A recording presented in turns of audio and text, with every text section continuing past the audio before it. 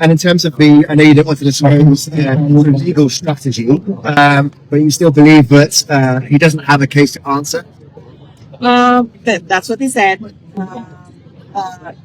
First, he said that they brought me here illegally. It is what we call extraordinary rendition law. And then he said that I don't have answer for anything because he believes that there is no case to begin. And well, that's what it says. But of course, the lawyers know the process inside the ICC. Of course, he inside says it as well that we will do what the rules and guides for inside the ICC. And that is what this message is to the supporters. To them that you can express your anger, you can express your support, you can say your prayers, but let us allow the lawyer inside. How do you feel as a daughter? Your father's 80th birthday with the Minister of Defense. Well, I'm happy that he's 8 years old. As I said earlier, Chinese speak 79. 9 is not a good number because it symbolizes death. So he's now 80. So he's coming. How about the likelihood also, because the ex-president is now at the ICC detention, of the freezing of assets of the Dutertes? Yes, ma'am. I don't have anything to do with the ICC close. They're freezing my assets, but there will be freezing of my assets in relation to the ICC case. Then that will still be an harassment or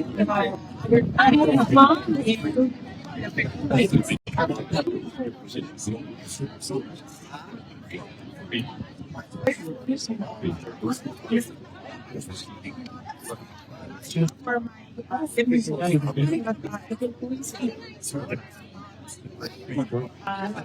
not a person for party. I see so there with freezing of my assets. In relation to the ICC, they will just more the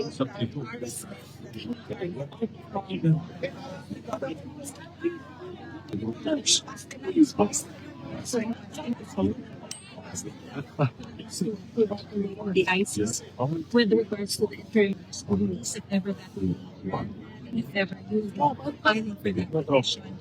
And if that happens, it will follow that the freezing of assets will also be tackled. We the family we do not talk the Philippine government all the legal processes that needed to be done because of the case here in the ICC are through the lawyers. So I don't think as well that the lawyers talk to the Philippine government because yes, because it's only right now it's the detainee, the lawyers, the courts, and prosecutors, and of course the Bibi Sara, aware ba si former President Duterte na milyong-milyong Pilipino ang nag-gather ngayon at in the past sa kanyang birthday? Yes, ma'am. Wow! Pinadala po namin kanina sa abogado Okay. yung pictures ng Davao City. Dahil kasi yun lang ang meron ng pictures. But ang naintindihan ko buong Pilipinas na nagsa-celebrate ngayon the birthday niya. Buong mundo. Yeah. Buong mundo nagsa-celebrate ngayon the birthday niya.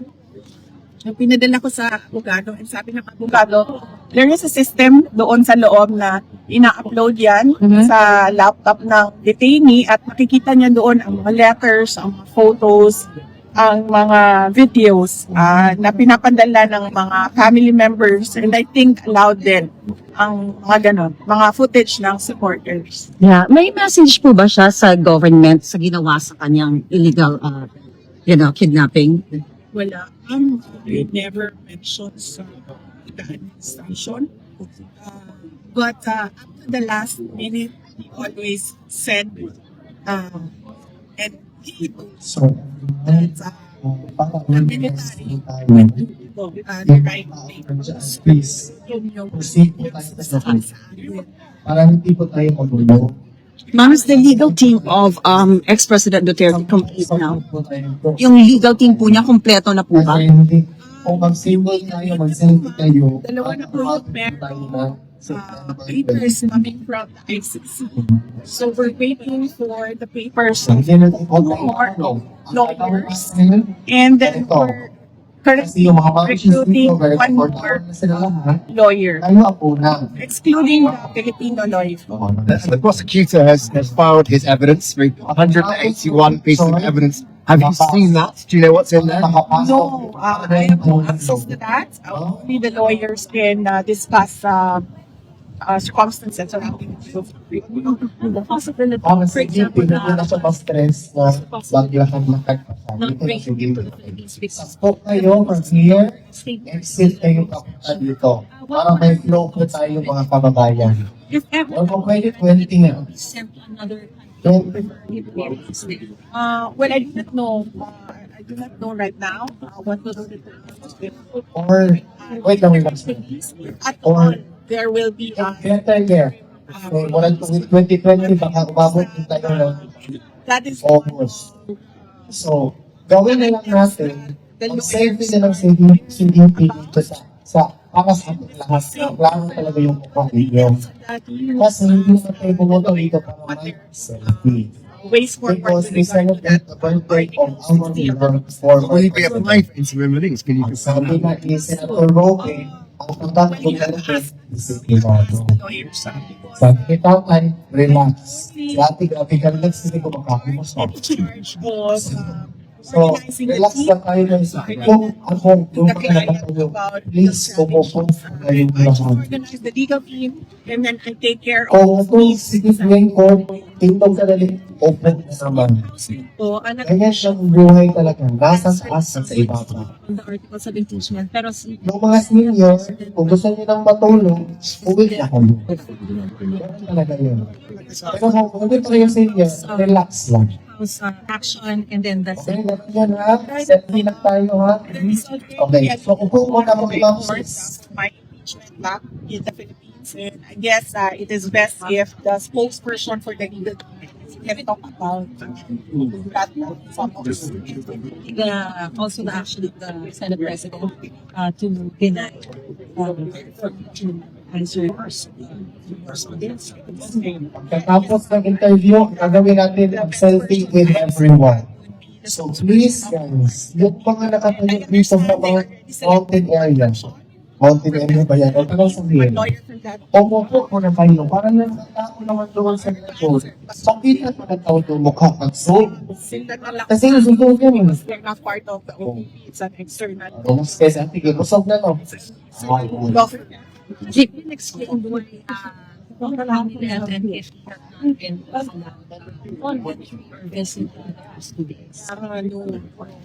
do not know what happened. But today, they have their schedule, diba? 8 p.m. So they'll be doing it. So there will be someone visiting them today. My sister and cut off question. I understand there's no answer yet with regard to the application for permission to visit tomorrow. But yes, I gave them all the days while they were here. I had a confirmation on Tuesday, but I told the lawyer that I'll be able to assist her. VP Sara, I know you're super duper busy here. Are you aware po na yung mga supporters ninyo ay ginigipit ng Congress? Gusto ko kulong?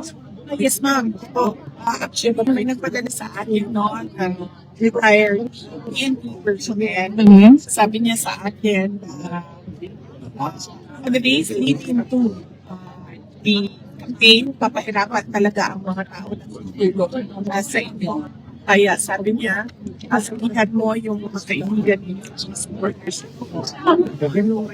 Kailangan nila ibigay sa government offices, DIR, Bureau of Customs, hindi naman merong negosyo, kailangan may apply because ang isa ay papahirapan, hindi man papahirapan ay sasarayan nila. Pero right now po yung mga vloggers or content creators talaga na sumusuporta sa inyo ay talagang tina-target sila. Yes, ma'am. Isa din yan na sa ginagawa ko sa mga kaibigan, mga supporters, at kababayan natin. Ang nakita ko lang dyan, ma'am, noong sinimulan yung hearing, no, about vloggers at kung ano ang limitations ng isang tao sa freedom of speech ay ang dami pong vloggers na lumabas na naglabas ng hindi talaga totoo na bagay sa akin. Yeah. Katulad noong basketball player.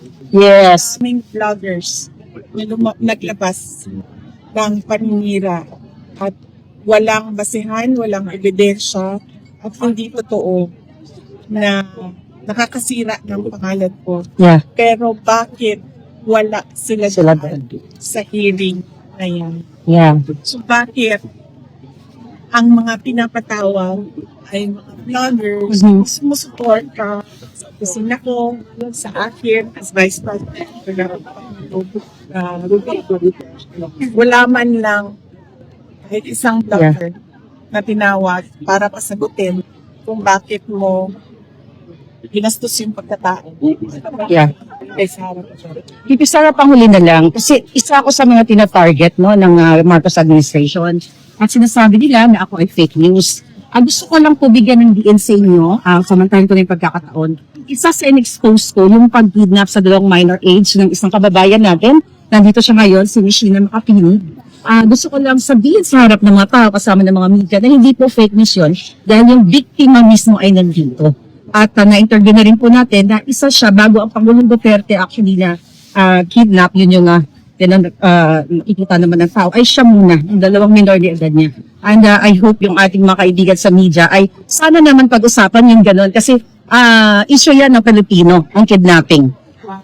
Ma'am, Yeah. it is actually an item inside the armed forces of the Yes. It is there is a record inside True. the AFP, but somehow nobody seems to exact accountability and transparency for what happened to the children and to that kidnapping of the minors in Turkey, which was led by officials inside the Philippine government. Yes. Your mother is coming as well. It's the ex-president's birthday. Darating din po ba siya dito sa the Netherlands? Yes, ma'am. Yes, ma'am. Darating yung nanay ko. Pero sabi yung nanay ko po, siya mapanitin. Kasi ayaw daw niyang pinag-uusapan siya. So, yes, ma'am. Ma'am, tanong din po, yun ang lawyer ni, yung po yung mga lawyer sa defense ni ex-president Duterte. Ano po ang may final say o meron din pong say si Pangulong Duterte? Lahat siya. Client. So, ang nangyayari ay follow the rules, please. merong lawyer. Kasi yung mga Tapos, nagtatrabaho, pinaka-vet namin, background checking, Betty. And then, ini-interview mo. Pagkatapos, sinasabi mo sa Duterte na, pwede mo bang please, consider ito? And then, otherwise, our celebration is Sila. short. One of the pilots- So his decision is finally sa kanya. kasi yung relationship mo ay nasa kanila sa lawyer-client sa relationship nandoon sa kanila sa loob. Wala po kami relationship ng lawyer. That is why wala kami lawyer-client privilege. Kaya hindi ako kaparte na kung ano yung ginagawa ko ng mga ayaw daw niya na pamilya siya. Ayaw na pag-usapan siya. Respect siya lang muna kung kadisi for price. Base ko Confirmation, this is itong Tuesday lang, ma'am, kasi supposedly Mondays ay akin yun para lang mapag-usapan namin ni Pangulong Duterte kung ano yung ginawa ng mga lawyers the week before, ano yung gagawin ng mga lawyers during that week. Kaya may reserve yung Mondays sa akin. But apparently, went sa Monday. So, naglipat ako sa Tuesday and nabag off si Veronica, yung kapatid ko. So, sabi ko sa lawyer, ibibigay ko na lang kay Veronica yung Tuesday dahil meron na siyang 3 or 4 na araw. Ibang araw na pa siya nandito na hindi pa niya kasama na araw-araw sa hindi ko pa po alam ma'am dahil ang mga abogado lang din po yung nag-usap pa sa loob para ayusin yung schedule. Ang ginagawa lang po namin ay sasabit kami, pinag-usapan namin ni Veronica kung ano yung araw, sino. Kasi meron din mga araw na kaming dalawa yung papasok. Wala yung nanay ni Veronica. So, sinasubmit lang namin sa abogado at sinasubmit din ng abogado for result or Sorry, 181 po yung evidence po.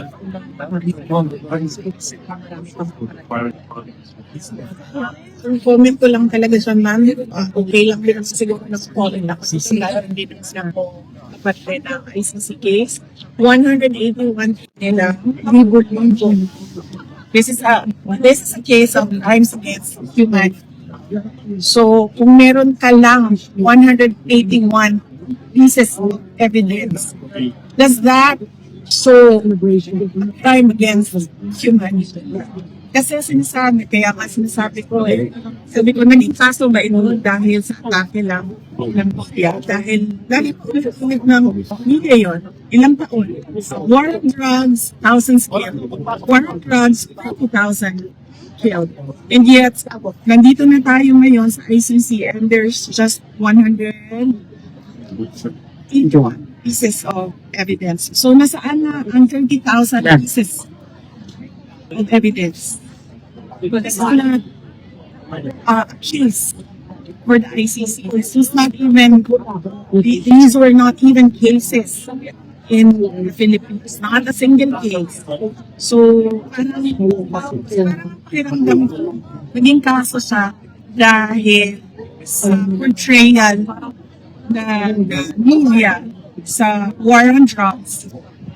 And that was just the title noong trabaho ng gobyerno na buksain ang illegal na droga sa loob ng kanyang bayan. Parang hindi siya makakatawa sa 80 years old na tao. So, ICC is also saying that even one death is already enough. Of course not. No, ang sinabi po ma'am ng ng human rights group na pinamumunuan po ni Attorney Conti is that it doesn't have to be 30,000 but they have to prove that it's systematic and it's organized. Yun po yung sabi sa press conference kagabi. Yes, but you have to prove that there were 30,000 victims. Yeah. Crimes of humanity. So, prove systematic killing of 30,000 victims, including the names of Right. 2,000 victims. So, really, truly, wala naman kami magawa sa media, pero nakita ko talaga sa lahat ng articles, war on drugs killing thousands, and yet we have 181 pieces of evidence, and we don't even have victims. This is 43 counts of murder, not even 50. So where is the system there of killing thousands? No, you don't. No, sorry. Yung abogado nila. Ma'am, last na lang from my end. You have so much on your plate. Birthday ng presidente, you are the vice president, malayo kayo sa pamilya niyo na nasa Pilipinas. How do you manage? Paano ang estratehiya ninyo to have your family? Time, pag-alaga sa pamilya, pati na po itong mga problema pinapagawa. And for yourself. Well, nung dumating Anilet, I nakaligo na ako na maayos. Mas gusto ko yung mga gustusin, ma'am. Na-share ko na yung aking legs. Nagupitan ko na yung aking kuko nung dumating si kanila. So, on that point, okay na. Ako, sakto naman yung tulog ko, sakto yung kain ko. So, wala tayong problema dyan. Pagdating naman sa mga anak ko, nandyan yung aking husband, ito yung parents. Ngayon, solo parent siya doon sa anak. At pagdating naman sa trabaho ko sa Office of the Vice President, dahil nga konti na lang din ang projects namin ngayon ay kayang-kaya nila. We do it remotely. They give me updates every morning sa kanilang time. And then I give them replies every morning sa time namin. So, masasama kami report sa Office of the Vice President. And, well, yes, organizing the team, support team of the legal team of President Duterte, support team of President Duterte, naging yun lang yun. Hindi pa naayos. Thank you so much. All right. Thank you very much, ma'am. Salamat. Take care. Thank you for your questions also. Salamat. Please,